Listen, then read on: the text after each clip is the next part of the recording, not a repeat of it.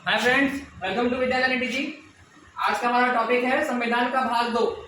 अब जैसा देख रहे हैं, संविधान का भाग 1 में मैंने बताया था आर्टिकल 1 से 4 जो कि भारत के राज्यों के संघ, यूनियन ऑफ स्टेट और बाहरी राज्यों का प्रवेश के बारे में बताया गया था। आर्टिकल 5 से 11 जो है ये भाग 2 में आता है, जिसमें नागरिकता का वर्णन है।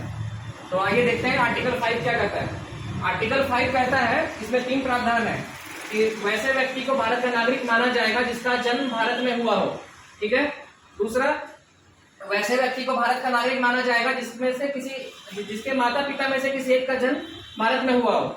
और इसमें तीसरा है कि जो भारत में संविधान लागू होने के 5 वर्ष पूर्व से भारत में रह रहा हो, उसको भी माना जाएगा भारत का नागरिक। यानी कि संविधान हमारा लागू हुआ था 26 जनवरी 1950 को, तो उसके 5 वर्ष पूर्व से भी अगर वो भारत में रह रहा है तो उसको भी भारत का नागरिक माना जाएगा। ये आर्टिकल 5 का प्रावधान है। पहला, जिसका जन्म भारत में हुआ हो। दूसरा, उसके माता पिता में से किसी एक का जन्म भारत में हुआ हो। तीसरा, संविधान के लागू होने के 5 वर्ष पूर्व वो भारत में निवास कर रहा हो। ठीक है। अब आर्टिकल 6 ये कहता है कि वैसा व्यक्ति भारत का नागरिक माना जाएगा जो पाकिस्तान से भारत आया हो। जब देश का विभाजन हुआ तो पाकिस्तान से वो भारत में आया हो। अगर वो 19 जुलाई 1948 के पहले भारत आ गया है, या डेट याद रख लीजिएगा, ये क्वेश्चन पूछ सकता है। अगर वो 19 जुलाई 1948 के पहले भारत आ गया है तो वो भारत का नागरिक माना जाएगा। और 19 जुलाई 1948 के बाद यदि वो आया है तो उसको भारत में 6 माह का निवास करना पड़ेगा। अगर वो 6 माह का निवास कर लेता है तो वो भारत का नागरिक माना जाएगा। जब संविधान का गठन हो रहा था तो उसके पहले वो भारत का नागरिक माना जाएगा अगर वो 6 माह का निवास कर चुका है। यह आर्टिकल 6 में है। ठीक है। आर्टिकल 7 क्या है? आर्टिकल 7 कहता है कि वैसा व्यक्ति जो पाकिस्तान 1 मार्च 1947 के बाद गया था लेकिन संविधान बनने के पहले लौट के आ गया है, वो भारत का नागरिक माना जाएगा यदि वो आने के बाद 6 माह तक फिर से निवास कर लेता है।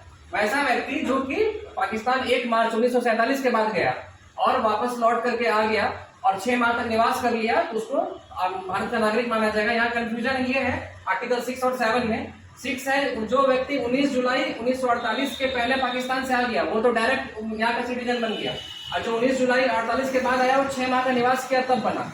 और 7वां में क्या है, वो लोग पाकिस्तान को पहले ऑप्ट किए थे कि हम पाकिस्तान में जाके रहेंगे, पर वहां का माहौल देख के वापस इंडिया आ गए, जो कि 1 मार्च 47 के बाद गए थे, और यहाँ के 6 महीना रहे तो उनको भारत की नागरिकता मिल गई। आर्टिकल 8 कहता है वैसा व्यक्ति जो विदेश में रह रहा हो, मान लीजिए कि कोई व्यक्ति आजादी के समय लंदन में था, कोई यूएसए में था, कोई ऑस्ट्रेलिया में था, तो उसको ही भारत का नागरिक माना जाएगा यदि उसका जन्म भारत में हुआ हो, या उसके माता पिता का जन्म भारत में हुआ हो, या उसके दादा दादी का जन्म भारत में हुआ हो। ठीक है।